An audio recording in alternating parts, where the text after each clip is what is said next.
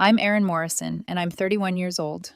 The kind of 31 where your browser has 17 tabs open at all times, venue contracts, seating charts, a half-finished honeymoon itinerary, and an email thread titled Final, Final, Final Floral Quote that has somehow been final 3 different times. That afternoon, I was sitting at our kitchen table with a calculator app open and a stack of invoices spread out like tarot cards. If I added the remaining venue balance, plus catering, plus the chair rentals Declan insisted had to be sleek, we were officially paying luxury prices for the privilege of being stressed in an expensive room. I had a pen in my hand and a cup of coffee I'd forgotten to drink. It had gone cold in that specific way cold coffee does. Bitter, resigned, like it already knew it wasn't anyone's priority. Declan walked in and I knew before he even spoke. He had a face he got when he was about to say something he'd rehearsed. A professional face. A face that said he'd already decided what the correct outcome should be, and now he just needed me to participate politely. He was 29, tall, handsome, in a clean-cut, university brochure way. He had the kind of smile that made department heads assume he was serious, and the kind of voice that made donors want to shake his hand. And he had that face. "Babe," he said, setting his laptop bag down like he was placing something delicate on a shelf. "I need to tell you something about my name after we get married." I didn't look up right away. I circled a number on the venue invoice as if that was the biggest thing happening in my kitchen. In my head, I thought, okay, he wants to keep his last name. Fine. Or, he wants to take mine. Weird, but fine. Or, he wants us to do some modern thing where we both hyphenate. Annoying, but fine. I finally looked up and softened my voice. "Sure, what's up?" "I'm going to hyphenate," he said. "Okay," I nodded, because lots of people do that. "With mine?" His eyes flickered. Not guilt, not fear. Something closer to calculation. "Not exactly," he cleared his throat. "With Avery's." I blinked once. Avery Fitzgerald, his ex-girlfriend. 4 years together. 3 years broken up. 2.5 years with me. Engaged for 6 months. Wedding in 2 months. I put the pen down very carefully, like if I moved too fast, the moment would shatter and cut me. "With your ex's last name," I repeated. "It's for professional reasons," he said quickly, like he was tossing a blanket over a fire. "All my published papers are under Declan Hampton Fitzgerald. If I change it now, I lose recognition. Citations, search indexing, conference history. Aaron, it's a mess." I stared at him. "What's your legal name right now?" I asked. "Declan Hampton," he said. "So you've been publishing under Fitzgerald this entire time we've been together." "It's not like that," he insisted. "It's just academic branding. When Avery and I were together, I started using it professionally for networking purposes. Her family name carries weight in my field. People recognize it." Something in my chest didn't crack. It clicked. A soundless shift, like a lock turning. "You never married her," I said. "You never legally took her name." He spread his hands. "No, but you used it anyway," I finished, calm as glass. "So you've basically been cosplaying as her husband professionally." His jaw tightened. "That's dramatic." "No," I said softly. "It's accurate." He stepped closer, voice turning coaxing. "Aaron, please don't make this emotional. It's purely practical." Purely practical. The words hit me like a slap disguised as a handshake. I watched him, really watched him, and realized he wasn't asking for my feelings to matter. He was asking me to approve the narrative he'd already written. "So, after we're married," I said, "you'll be Declan Hampton Fitzgerald Morrison?" He actually looked pained. "That's too long." "So what are you planning?" "I'll just stay Declan Hampton Fitzgerald." I let that sit between us. A small, clean silence. "So you won't take my name at all," I said, "but you'll keep hers." He exhaled like I was exhausting him. "You're making it sound like I'm choosing her over you." "Aren't you?" I asked. "It's a name," he snapped. Then, immediately, he softened again. "It's just work. Aaron, this is my career." I should have yelled. I should have cried. I should have done something messy and human and easy to villainize. But there's a certain kind of anger that doesn't raise its voice. It gets quiet. It starts making decisions. "Makes sense," I said. And I meant it in the way you say good luck to someone you will never help again. Declan's shoulders visibly dropped in relief. "Really?" "Totally," I replied, already reaching for my laptop. "I understand." He smiled, genuinely, like he'd just passed an exam, like the correct answer had been chosen. "Thank God," he said, and the gratitude in his voice made my stomach turn. "I thought you'd freak out." "Nope," I said, and opened our wedding website. The homepage header was still up. Declan and Aaron. countdown to forever. I clicked into the editor and changed it with the same calm I used when I updated project timelines at work. Declan and Aaron, countdown to forever. Attendance, TBD. Then I went to the RSVP section. I edited the little welcome paragraph that invited guests to celebrate the union of Declan Hampton Fitzgerald and Aaron Morrison. I added one line. Just one. Still deciding if I'll show up. Behind me, Declan's voice sharpened. Aaron, what are you doing? I didn't turn around yet. I made sure it saved. I'm making my own professional announcement, I said. He walked closer, and I felt him behind my shoulder, looking at the screen. That's not funny. It's not a joke, I said, finally meeting his eyes. It's practical. His phone buzzed before he could respond. One vibration, then another. Then the screen lit up with a name. Parker, one of his groomsmen, the one who always acted like he was Declan's PR manager, disguised as a friend. Declan answered on speaker without thinking. Hey, what the hell is this about Aaron not showing up to your wedding? Parker's voice came through loud and sharp, like I'd just committed a crime. Declan's face went pale. It's nothing, he said quickly. She's being... I leaned toward the phone, sweet as sugar. Ask him about keeping Avery's name. Silence. Not the awkward kind, the stunned kind. Then Parker said slowly, Avery. Fitzgerald? Your ex, Avery? Declan's eyes snapped to me, warning. I smiled anyway, because for the first time all day, the truth was in the room with us, and it wasn't letting anyone pretend. From the phone, Parker's voice rose. Declan, are you serious? Declan yanked the phone away from the speaker mode and hissed, Aaron! His phone buzzed again, and again, and again. Names flashing like emergency lights. Jace, Roman, Gavin, Daphne. Every vibration was another person being pulled into the reality he'd tried to keep tucked behind professional reasons. Declan stared at his screen like it was attacking him. Then he looked at me, the relief gone, replaced by outrage.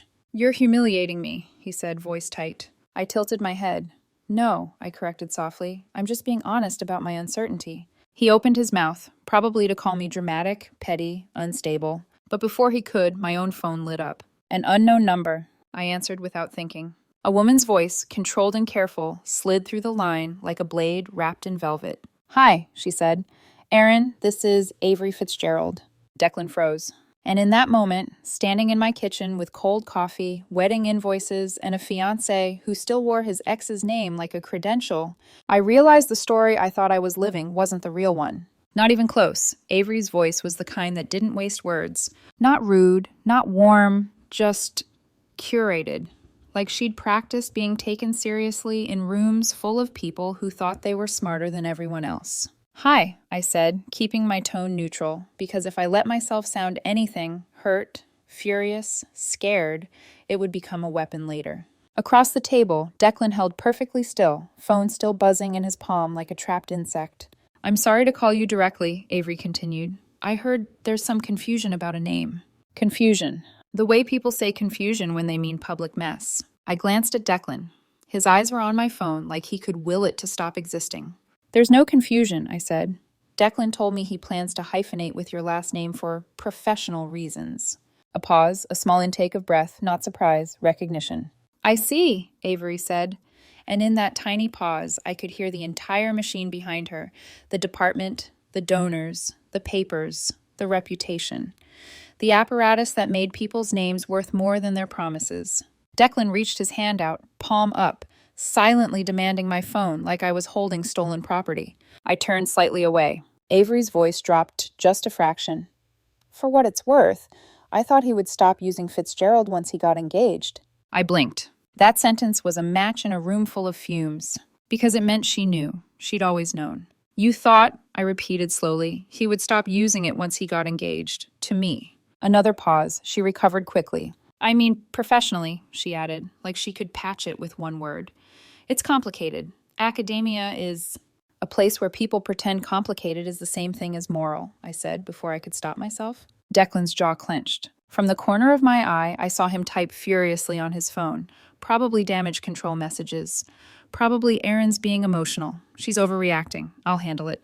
Avery didn't sound offended. She sounded amused. I don't want to be involved, she said. I'm calling because, honestly, this is awkward for me too. I almost laughed. Awkward. My life felt like it had been flipped over, receipts and secrets spilling out, and she called it awkward. Well, I said, I'm glad we're all sharing feelings. Declan snatched at my phone. This time I yanked it back, fast. Aaron, he hissed, low and furious. Hang up. I held his gaze and spoke into the phone, clear and calm. Avery, quick question. Yes? Did Declan publish any of his work under his legal name while you two were together? Silence. Not hesitation, not confusion. The kind of silence that has an answer inside it. Declan's face went tight. Avery finally said, He started using Fitzgerald on conference materials around year 2. And after you broke up? I asked. She didn't answer immediately. Declan stepped closer, voice sharp. Stop. I lifted a finger at him. Quiet. Warning. Avery, I pressed gently. After you broke up, did you ever tell him to stop using it? Avery exhaled through her nose. It wasn't my focus. I had my own tenure track, my own publications. I'm not his supervisor. No, but you were something else. A gate. A name. A door. Okay, I said softly. Thanks for clarifying. Avery's tone shifted, suddenly more careful. Aaron, I'm not trying to disrespect you. I genuinely wish you well. This isn't personal. I stared at Declan. It hit me then, how practiced everyone around him was at turning human pain into a professional inconvenience. No, I said. It's not personal for you. That's kind of the point. Declan's phone rang again. This time he answered without looking away from me. Gavin, he snapped. Not now. Gavin's voice came through loud enough that I could hear it anyway. Declan, what the hell is going on? Mom's losing it. The groomsmen are freaking out. Erin changed the site to say she's not showing up. Declan turned his back slightly, lowering the phone. I spoke into mine again. Avery, I'm going to let you go. Wait, she said, quick. Just one more thing. I paused. I didn't invite this, she said quietly. If Declan makes it sound like I did, he's lying. That was the first truly human thing she'd said, and it made my skin go cold. Because it meant she was already anticipating the narrative he would spin. I swallowed. Understood. Good luck, Avery said. Then the line went dead. For a second, all I could hear was the hum of the fridge and the steady tapping of rain against the window. Declan turned back to me, cheeks flushed, eyes bright with anger. You had no right, he said. I tilted my head. To talk to the woman whose name you plan to carry into our marriage? This is exactly what I mean, he snapped. You're making it emotional. You're making it public. You're embarrassing me. I looked at the invoices on the table, the deposits, the seating chart, the little neat boxes I'd built around my life like they could keep chaos out. What's embarrassing, I said, voice steady, is that I'm finding out from your ex that you've been using her name this whole time and never once told me. I told you now, he argued. 2 months before the wedding, I said. After you already let me put my name on everything. After you let me pay deposits. After you let me imagine. He cut me off, voice rising. It's just a professional name. I finally let the anger show, but I kept it quiet. That's funny, I said, because when something is just professional, people usually disclose it to the person they're about to legally marry. Declan's nostrils flared. He looked down at the site on my laptop, attendance TBD, like it was a threat. It's childish, he said. You're acting like a child. I smiled, slow and sharp. No, I'm acting like someone who just realized she's been building a wedding on top of someone else's foundation. His eyes flicked, just for a second, to the ring on my finger. The ring I'd thought meant certainty. He noticed my glance and leaned into it. Don't do this, he said, suddenly softer. Aaron, please, you're blowing this up. I'm not blowing up anything, I replied. I'm just making sure everyone sees the fire you already set. His phone buzzed again, and he looked down. I saw the name. Daphne. His mother. He answered instantly. Mom. Daphne didn't bother with hello. Her voice hit the room like a slap. Declan, what is this? What are people saying? Why is Erin telling everyone she's not going to your wedding? Declan pinched the bridge of his nose. It's a misunderstanding. A misunderstanding? Daphne snapped. Because I'm getting messages from Aunt Lillian asking if you're secretly still involved with Avery Fitzgerald. My stomach tightened. Not because of jealousy, because of the pattern.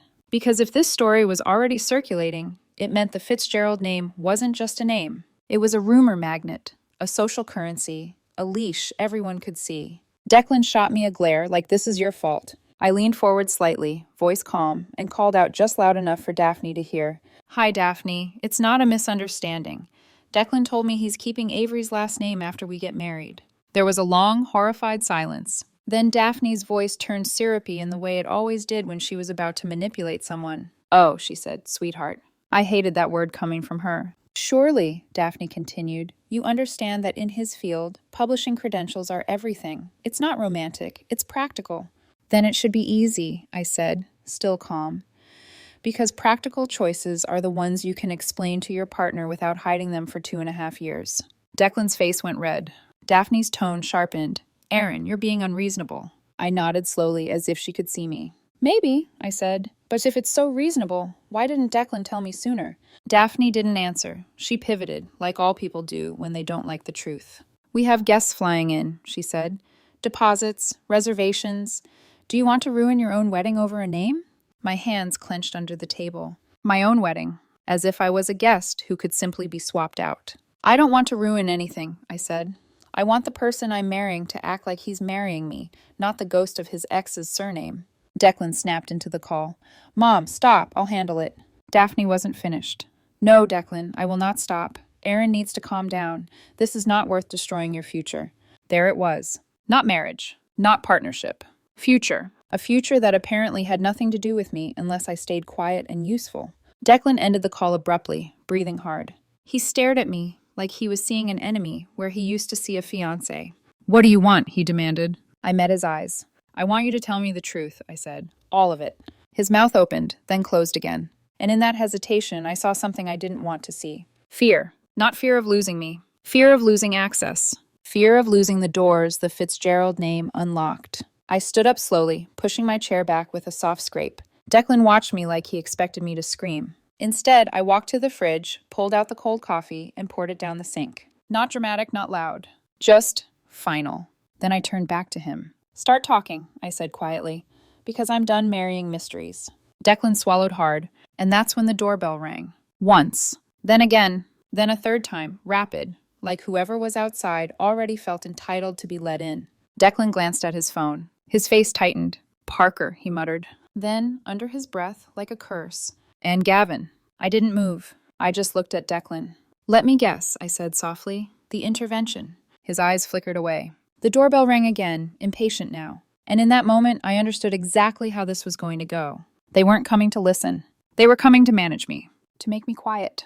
To make me easier. Declan walked toward the door like he was walking toward a stage. Hand on the knob. A deep breath. Then he opened it, and the apartment filled with voices. Aaron, Parker said immediately, stepping inside like he lived here. We need to talk.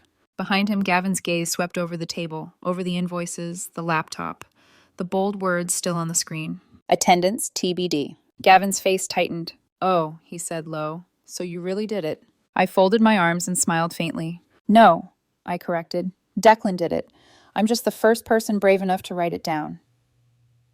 Parker closed the door behind him like this was a meeting he'd scheduled. Jason Roman followed, hovering just inside the entryway, while Gavin stayed near the door, arms crossed, jaw tight. 4 men. 1 apartment. One very clear assumption that this was a problem they were here to solve. Me. Parker took the lead, of course. He always did.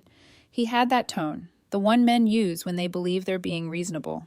Aaron, he said, palms out, like I was a startled animal. You need to take down the website update. I didn't sit back down. I didn't offer them water. I didn't apologize for the tension in the room. No, I said. He blinked. Okay, let's not be defensive. Gavin scoffed softly. This is getting out of hand. I glanced at Declan. He stood off to the side, silent, letting them do what he'd clearly invited them here to do. Manage me. Parker sighed. Look, everyone understands you're upset. Anyone would be. But this? He gestured vaguely toward my laptop, still open on the table. This is making things worse. For who? I asked. For Declan, Jace said, finally speaking up.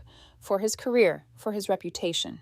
There it was again. Career, reputation. Never relationship. Never trust. I tilted my head. Are you here as his friends or as his PR team? Roman shifted uncomfortably. Parker pressed on. You don't understand academia, he said. Publishing credentials are everything. Names matter. He never married her, I said calmly. It's not his legal name. It's still his professional identity, Parker countered. I nodded slowly. Then why didn't he tell me? Silence. Not one of them answered. Gavin cleared his throat. You're fixating on the wrong thing. Oh, I asked. What's the right thing? The wedding, he said. The deposits, the guests, the fact that you're blowing this up 2 months out. I laughed. Not loud. Just one sharp exhale that surprised even me. I didn't blow anything up, I said. I just stopped pretending everything was fine. Declan finally spoke. Aaron, please, can we do this without an audience? I turned to him. You brought the audience. Parker frowned. That's not fair. It's accurate, I said. You all showed up while I was home alone. That feels intentional. Jace raised his hands. We're just trying to help. By telling me I'm unreasonable for being uncomfortable marrying a man who plans to keep his ex last name, I said. That kind of help? Roman frowned. You're twisting it. No, I said quietly. I'm stating it. Gavin stepped forward, voice sharper. So what? You're really going to cancel your wedding over this? I met his eyes. I'm not canceling anything. I'm just being honest about my uncertainty. Parker groaned. That's semantics. No, I said. That's boundaries. Declan rubbed his face. This is exactly what I mean. You're turning this into a spectacle. I looked at him, really looked at him. You turned it into a secret, I said. I turned it into the truth. Parker tried a different angle, softer now. Aaron, he loves you. The name doesn't mean anything. If it doesn't mean anything, I replied instantly, he can change it. The room went quiet. Jace shifted his weight. It's not that simple. It is, I said. You just don't like the answer. Gavin exhaled hard. Declan, say something. Declan looked at me, eyes tired, irritated.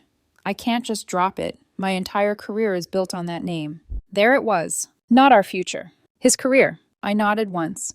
Then we're not talking about a wedding anymore. We're talking about priorities. Parker snapped. You're being unreasonable. Something in me went still. I walked to the table, picked up one of the venue invoices, and held it up. Do you know whose name is on all of these? I asked. No one answered. Mine, I said. The deposits, the contracts, the credit checks. I'm the one who made this wedding possible. Declan stiffened. I'm not saying it to throw it in your face, I cut in. I'm saying it because I want you all to understand something very clearly. I set the invoice down. I didn't sign up to be the stable foundation while he builds a career on someone else's name. Silence again. This one heavier. Gavin finally muttered, Jesus. Declan's voice dropped. You're making me choose. I looked at him, heart steady in a way that surprised me. No, I said, you already chose. I'm just reacting to it. Parker threw his hands up. This is insane. Then you should leave, I said. He stared at me. Excuse me? This is my apartment, I said calmly, and I'm done being ganged up on. Gavin hesitated, then nodded once. Let's go. Parker looked at Declan. You're really letting this happen? Declan didn't answer. They filed out one by one, the energy in the room shifting with each step. At the door, Parker turned back. You're going to regret this. I met his gaze. I already regret ignoring my instincts. I won't do it twice. The door closed. The apartment felt cavernous. Declan stood there, staring at the floor. You embarrass me, he said quietly. I laughed again, soft, sad this time. No, I said, you embarrassed yourself. I just refused to cover for you. He looked up, eyes flashing. I can't do this right now. Then don't, I said. He grabbed his jacket. I'm staying at Gavin's. I nodded. Okay. He paused at the door, waiting. Maybe for me to beg or cry or promise to fix it. I didn't. The door shut. The silence that followed wasn't empty. It was clean. I sat down at the table and opened my laptop again. Not to take anything back. To start paying attention. Because whatever Declan had been hiding behind that name, I was about to find it. That night, the apartment didn't feel lonely. It felt honest. I slept in the middle of the bed for the first time in months, arms spread like I was reclaiming physical territory. My body had slowly seeded without me noticing. I didn't cry. I didn't spiral. I stared at the ceiling and replayed every moment I'd brushed aside a quiet discomfort, because it was easier than asking hard questions. Sometime after midnight, my phone buzzed. Not a call, a text. Declan, you didn't have to humiliate me like that. I stared at the screen for a long moment, then typed back. Me, you didn't have to lie by omission for 2.5 years. No reply. I slept. The next morning, my friend Lana called. Lana doesn't do small talk. She works in a different department at Declan's university, administration, not faculty. And she's the kind of person who knows where the skeletons are buried because she's the one who files the paperwork when they fall out. I heard, she said, skipping hello. About the website, I asked. No, she replied. About Fitzgerald. I sat up straighter. What do you know? She exhaled. More than Declan wanted you to. I stayed quiet. Aaron, Lana continued, Avery Fitzgerald isn't just an ex. Her father, Dr. Reginald Fitzgerald, is effectively kingmaker in that college. He's not just a dean. He decides who gets invited to conferences, who gets funding visibility, whose tenure files get generous readings. My chest tightened. I assumed, Lana said, that you already knew. No, I said softly. I didn't. Well, she went on, Declan didn't just publish under Fitzgerald. Every major paper that put him on the map was co-authored with Avery. Every keynote he spoke at, Fitzgerald backed. Every panel invite, same pipeline. I closed my eyes. So he's not keeping the name for recognition, I said. He's keeping it for access, Lana replied. And Aaron, it's not subtle. I swallowed. How not subtle? There was a pause, then people joke about it. My stomach dropped. About what? About Declan being Fitzgerald adjacent. About how long he can ride the name before someone notices he never actually married into it.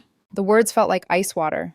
And Avery? I asked. She's moved on, Lana said. New boyfriend, same last name, real last name, but her dad still thinks Declan is useful. Useful. I thanked Lana and hung up. I sat there for a long time after that, staring at the wall, realizing something critical. Declan hadn't been torn between love and career. He'd been choosing his career every single day. I was just the part of his life that required emotional maintenance instead of professional strategy. That afternoon, I texted him. Me. Did you submit your tenure packet already? 3 dots appeared. Disappeared. Appeared again. Declan, why? Me. Because I deserve to know how far this goes. A full minute passed. Then, Declan, yes. My fingers tightened around the phone. Me. Under what name? Another pause. Longer. Declan, Hampton Fitzgerald. There it was. Not a hypothetical. Not a future inconvenience. A decision already made, without me. Me. You did that without telling me. Declan. I was going to surprise you. I actually laughed out loud. A sharp, disbelieving sound that echoed in the empty apartment. Me. With your ex's name attached? No response. I waited. Nothing. Then my phone rang. Declan. I answered. Why are you doing this? He demanded, voice tight. Why are you digging? Because, I said calmly, I'm realizing I don't actually know who I'm supposed to be marrying. You know me, he snapped. No, I replied. I know the version of you that benefits from me not asking questions. That's not fair. I found out your career is built on your ex-girlfriend's family name, I said. How is that fair to me? He exhaled hard. You don't understand how academia works. Then explain it, I said. Explain why my fiancé needs to keep his ex's name to succeed. Silence. Not anger. Not denial. Just calculation. Finally, he said, it's temporary. I closed my eyes. Temporary, I repeated. Like 2.5 years? I would have changed it eventually. When? I asked. No answer. After tenure? I pressed. After another conference? After another grant? His voice dropped. You're obsessed with Avery. I snapped my eyes open. No, I said quietly. You are. He scoffed. That's ridiculous. You're literally trying to take her name into our marriage, I said. I haven't mentioned her once without you bringing up your career. That's because this is about my future, he snapped. And what am I? I asked. He didn't answer. The silence stretched. Then he said, You're making me choose. I felt something settle in my chest, heavy but solid. No, I said. You already chose. I'm just refusing to pretend otherwise. He hung up. That evening, I got a call from an unfamiliar number. I almost didn't answer. Almost. Aaron? A woman's voice asked. Yes. This is Evelyn. I frowned. I'm sorry. Declan's grandmother, she clarified, on his father's side. That made me pause. I hope this isn't inappropriate, she said, voice sharp and unsentimental, but I thought you should know something. I said nothing. He dated Avery on purpose, Evelyn continued. He told me so himself. Said he'd never have gotten into that PhD program without her father's recommendation. My heart sank. And now, she added, he's using you for stability while keeping one foot in that door. I swallowed. Why are you telling me this? Because, Evelyn said briskly, you seem like a nice girl, and I don't like watching people become someone's backup plan. There was no cruelty in her voice. Just clarity. I appreciate that, I said quietly. She sniffed. Don't. Just don't marry him. The line went dead. I sat there, phone in my hand, feeling something strange bloom under my ribs. Relief. Because the fog was gone. And once you see the structure holding something up, you can't unsee it. That night, I did something small but decisive. I logged into the venue's payment portal, and I removed my card. Not dramatically, not angrily, just cleanly. Because if Declan wanted to build a future on the Fitzgerald name, he could pay for it himself. The venue manager called me less than an hour later. Hi, Aaron, she said carefully, in the tone people use when they already know they're about to deliver bad news, but want to sound helpful anyway. We noticed a change to the payment file. Yes, I said, I removed my card. There was a pause while she recalibrated. Well, she continued, because the contract requires 2 cards on file for shared payment plans, we'll need the remaining balance paid in full within 48 hours, or the reservation will be canceled. That's fine, I said. Another pause, this one longer. You understand the wedding is in 2 weeks?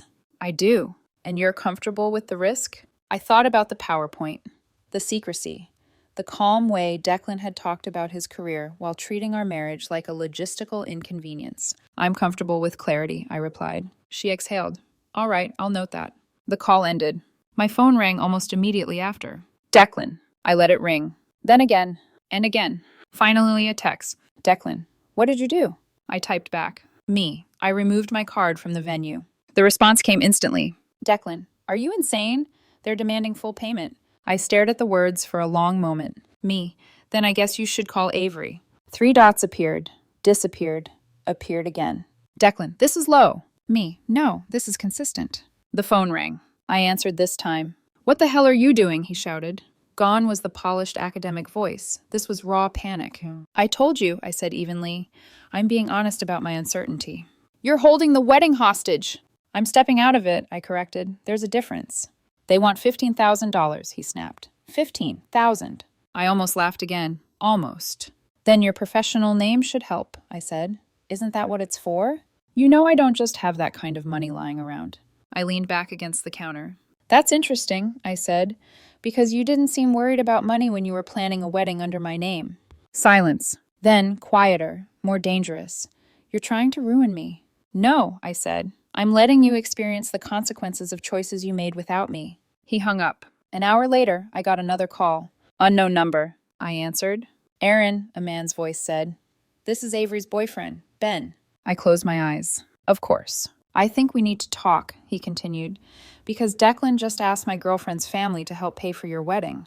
There it was. The proof I hadn't needed but somehow still hurt to hear. I'm sorry, I said honestly. I didn't know he'd do that. Oh, I believe you, Ben replied, because Avery was furious. That surprised me. She's been very clear with him, Ben went on. She told him months ago to stop using her name once he got engaged. He didn't. My chest tightened. And now, Ben added, he's calling her father about venue deposits. I let out a slow breath. That tells you everything you need to know. Ben snorted. Yeah, it does. There was a pause. Look, he said, Avery doesn't want to be dragged into this. But she also doesn't want to be ethically tied to his career anymore. What does that mean? I asked. It means, Ben said, if he keeps pushing this, she's prepared to go to the university about authorship issues. I went very still. Authorship issues? Let's just say, he replied, those last few papers, Declan's contribution was minimal. My stomach dropped. He rode her coattails, Ben continued, and my girlfriend is done pretending otherwise. I thanked him and hung up. I didn't call Declan. I didn't warn him. Because I was done protecting a man who never protected me. The next day, Declan escalated. He scheduled a meeting with a lawyer. Not a good one. A mutual acquaintance, actually. A friend of a friend who did me a quiet favor and gave me a heads up. He's asking about breach of promise, she told me over coffee. Whether he can claim damages if you walk away. I raised an eyebrow. And? She laughed. I asked him one question.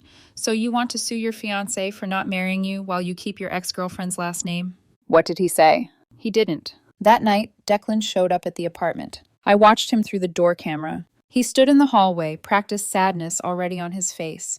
He wiped at his eyes, took a breath, dropped his shoulders.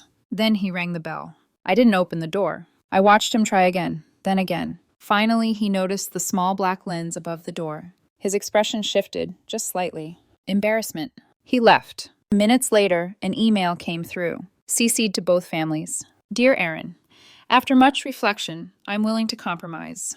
I will legally change my name to Morrison, but continue publishing under Hampton Fitzgerald. This allows us to move forward without damaging my career. If you refuse, I'll be forced to proceed with the wedding alone and explain to our guests why you chose to abandon me over something so trivial. Love always, Declan. I read it once, then twice. Then I clicked Reply All. Dear Declan, a marriage where you take my name legally but use your ex professionally isn't a compromise. It's a deception. You'd be Morrison at home and Fitzgerald at work. I won't be anyone's part-time spouse. Also, proceeding with a wedding alone is just called a party. Aaron P.S. Still deciding on attendance. I hit send. Within minutes, my phone exploded. Messages from his groomsmen, his parents, even his sister. Then a new group chat appeared. Save this wedding. I stared at the names and felt nothing. Not anger. Not fear. Just done. And for the first time since he'd walked into the kitchen with his professional announcement face, I knew something with absolute certainty. There was no version of this marriage where I didn't disappear. So I stayed visible and let everything else collapse on its own. The save, this wedding group chat, lasted exactly 9 minutes. 9 minutes of panic disguised as concern. Parker went first. Parker, you're destroying his life. I didn't respond. Jace, he hasn't slept. He's crying constantly. Still nothing. Gavin, I think you're right, Aaron. But please, just cave, for everyone's sake. That one almost made me laugh. Everyone's sake. I typed a single message. Me. If this wedding is so important to you, you're welcome to help fund it. Then I sent a Venmo request to each of them. $3,750, your portion of saving the wedding. The chat went silent. One by one they left. No goodbyes, no righteous speeches, just exits. Funny how principles evaporate when invoices appear. The week before, what was supposed to be my wedding turned into a slow-motion implosion. Declan moved back in with his parents. He still came by the apartment to get his things, but really, it was to perform grief. Strategic grief. Crying in the hallway. Long pauses before knocking. Soft apologies he didn't mean. The door camera caught all of it. At one point, I watched him wipe his face, practice a devastated expression, then ring the bell. I didn't open the door. The next escalation came quietly. An email from the University Ethics Board, not addressed to me, but forwarded to me, accidentally, I assumed, by Lana. Subject, preliminary inquiry regarding co-authorship practices. My hands went cold. Lana called seconds later. It's starting, she said. Because of Avery? I asked. And her boyfriend, Lana replied. He didn't bluff. Apparently, the last 3 papers Declan had his name on, Avery had done nearly all the work. Declan's contributions were theoretical, minimal, courtesy level. Once Avery formally withdrew her support and her family's protection, the math stopped mathing. Declan called me that night, I answered. Ashton's girlfriend is threatening to ruin me, he said, voice cracking. I corrected him automatically. Ben. What?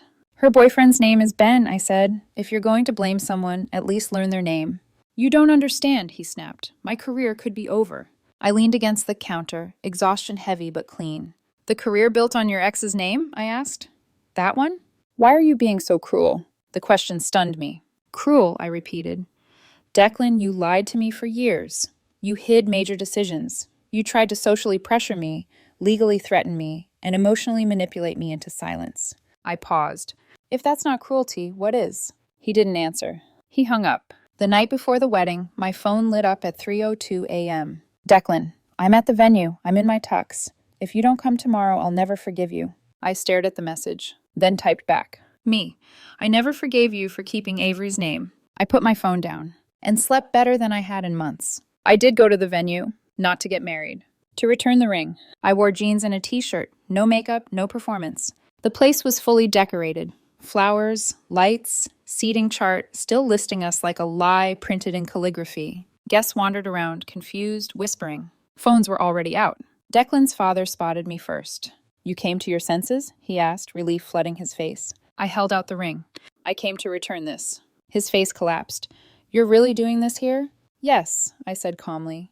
You raised a son who values access more than honesty. His mother tried next. Aaron, please, Daphne whispered. Think about what you're throwing away. I have, I replied. A future where my husband publishes under his ex's name. Then Declan appeared. Full tux, full desperation. He smiled when he saw me.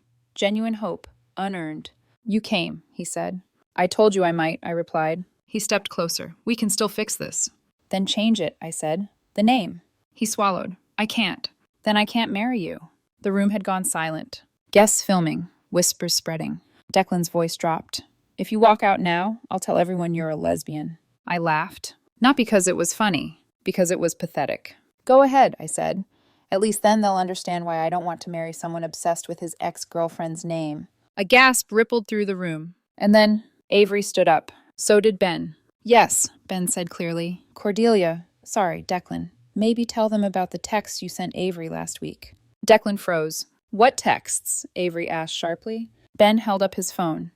The ones where he asked you to leave me, so he could keep using your name without drama. Silence. Absolute. Devastating. Declan's face drained of color. Avery's voice was ice. You did what? Ben turned to the room. He said, quote, if you cared about my career, you'd understand why I need this. Avery shook her head once. We're leaving, she said. And Declan, I'm filing paperwork with the university to remove you from all future publications. She looked at me briefly, not apologetic, just done. Then they walked out. So did the Fitzgeralds. So did half the guests. Declan turned to me, makeup smeared now, eyes wild. This is your fault. I met his gaze. No, I said, this is yours. I left. The aftermath was spectacular. 20 people stayed for the reception. Declan gave a speech about choosing himself. Someone posted it on TikTok. The comments were brutal. The ethics investigation moved forward. 2 conferences rescinded invitations. His tenure application was denied. He moved back in with his parents. Last week, he texted me from a new number. Declan, I would have changed it eventually, I replied once. Me, would've, could've, didn't. Then I blocked him. I'm doing great. I'm dating again. Slowly. Carefully. The first thing the man I'm seeing told me, I don't even use my real name online. Too many weirdos. I laughed for 10 straight minutes. He asked why. I told him everything. He shook his head and said, wow, that man really loved a name more than a person. Exactly. And I will never compete with a ghost again. The last message I ever got about Declan didn't come from him. It came from Evelyn, his grandmother. She called on a quiet Sunday morning, voice brisk as ever. Well, she said, skipping hello, it's official. I smiled faintly. What is? He's on Hinge, she replied, listing himself as Declan Hampton Fitzgerald, doctoral candidate, visionary scholar. I closed my eyes and laughed, soft, satisfied. Of course he is, I said. Evelyn snorted. Delusion ages well in that family. We talked for a few minutes. Nothing heavy, nothing dramatic, just 2 people acknowledging that sometimes the most loving thing you can do is walk away before someone finishes turning you into a footnote. Before she hung up, she said one last thing. You didn't dodge a bullet, dear, Evelyn said. You dodged a lifetime of being edited out of your own marriage. She was right. Here's the thing. No one tells you when a relationship ends publicly. The silence afterward isn't empty. It's spacious. It's where you remember who you were before you learned to shrink. I took down the wedding website, not angrily, not ceremonially, just efficiently, like closing a tab that had been draining my battery in the background. I kept the apartment. I kept my name. I kept my sanity. Every so often, someone will still ask, do you regret it? And I think about the PowerPoint, the practiced tears, the way he said career like it was a shield against accountability. No, I say, I don't. Because love isn't something you negotiate with charts, and marriage isn't something you build on borrowed names. Declan wanted to be Dr. Hampton Fitzgerald more than he wanted to be my husband. So I let him have the name. And I kept myself.